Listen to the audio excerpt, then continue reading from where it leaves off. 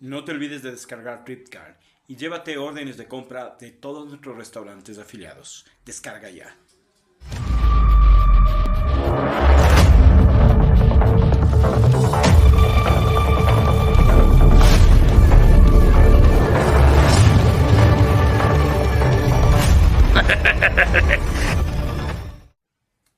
Fray Pedro de la Peña, Montenegro. Dirán ustedes, ¿y qué pasó con las brujas? ¿Qué pasó con todo eso? Con eso vamos a rematar.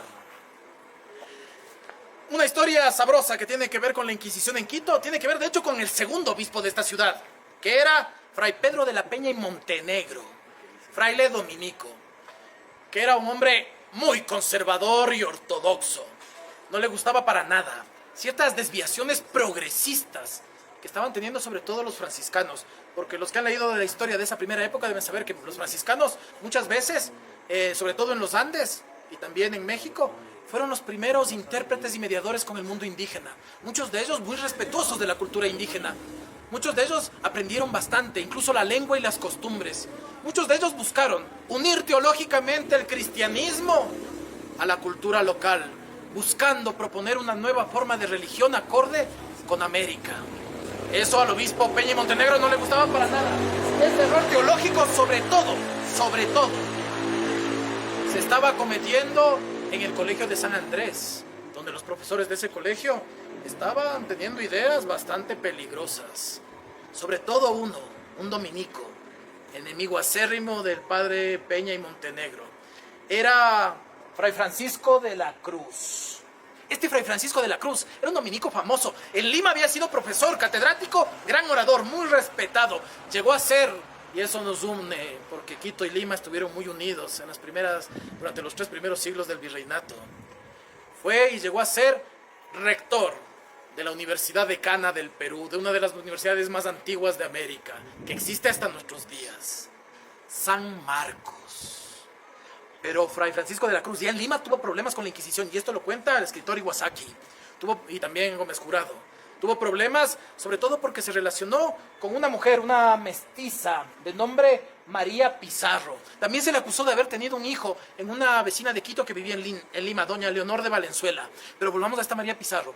Era mujer de extracción humilde, mestiza, como digo, muy devota, muy cercana al padre de la Cruz franciscano y a un padre que fue provincial de los jesuitas en Lima, que era Luis de López, si no me equivoco. Sí, Luis de López.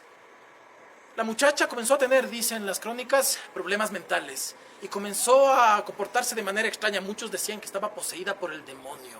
Y el padre López y el padre de la Cruz, entre otros, intentaron ayudarla, exorcizarla. Pero la envidia de gente que les odiaba, como el obispo Pedro de la Peña, pues los acusó de cosas terribles. Decían que López, de la Cruz, María Pizarro y otras mujeres y otros frailes se reunían para hacer cosas que no puedo contar ahora porque deben haber niños entre el público. Pero imaginen de todo un poco. Ahí les dejo de tarea para que luego les expliquen a sus guaguas.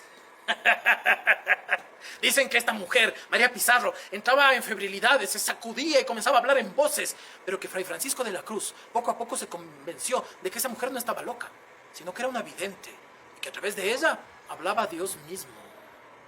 Antes de juzgar duramente a estos frailes del siglo XVI, recuerden que el asunto de las videntes siempre ha sido complicado y problemático en todas partes.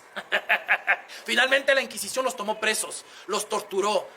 A María Pizarro finalmente se arrepintió, se retractó, pidió perdón y se volvió a convertir a la fe. Pero en sus declaraciones condenó irremediablemente a Luis López, que fue expulsado y desterrado a España. Pero quien lo llevó a la peor parte fue Fray Francisco de la Cruz, condenado por hereje y ejecutado en la hoguera, en la Plaza Mayor de Lima. Dicen que el obispo de Quito, Pedro de la Peña y Montenegro, hizo viaje desde Quito a Lima para sentarse junto al virrey, que en ese momento era el virrey Toledo, pero no estoy seguro, junto al virrey, para ver morir en la hoguera a su enemigo. Y terminó con brujerías. Todos estos fueron juzgados en el Tribunal de Lima. Un tal Pedro Gutiérrez de Logroño, de origen quiteño, fue condenado por brujo, porque decía que hacía trucos y engaños con aros y con cosas, y daba polvos de infusiones a las mujeres para que pudiesen tener hijos. Luego, entre 1672 y 1675 se juzga a un grupo de mujeres. Entre otras cosas, se les acusa de masticadoras de coca. Y eso es prueba completa de que eran brujas. ¿Recuerdan que les dije que la brujería era mantener las creencias antiguas? Masticar coca podía ser causa de terminar siendo juzgado por la Inquisición en Quito. Juzgados por esos casos como masticadoras de coca, la guayaquileña María Castro Barreto y Magdalena Camacho, llamada la Camarones, que fue condenada, según los textos, a 200 azotes en la plaza pública.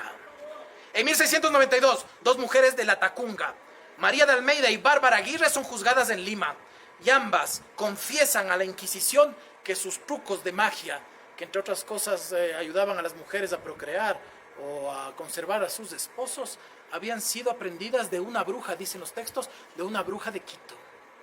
Catalina de la Torre, alias la Palavecino, guayaquileña, se presentó a la Inquisición y se autoincriminó como invocadora del diablo durante mucho tiempo. Invocadora arrepentida.